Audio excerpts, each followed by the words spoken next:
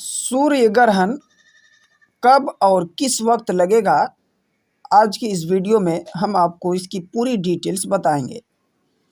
पंचांग के मुताबिक कार्तिक मास के कृष्ण पक्ष की अमावस्या तिथि को वर्ष 2022 का दूसरा व अंतिम सूर्य ग्रहण लगने जा रहा है।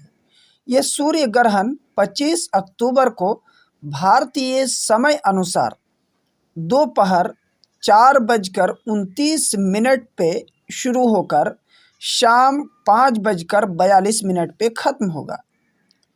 यह सूर्य ग्रहण देश के पश्चिमी और उत्तरी हिस्सों में बेहतर ढंग से देखा जा सकेगा, लेकिन पूर्वोत्तर भारत में यह सूर्य ग्रहण नहीं दिखेगा, क्योंकि इस क्षेत्र में यह सूर्य ग्रहण सूर्यास्त के बाद लगेगा। भारत के अलावा यह सूर्य ग्रहण यूरोप, पूर्वोत्तर अफ्रीका, दक्षिण पश्चिम एशिया और अंटार्कटिका में दिखाई देगा।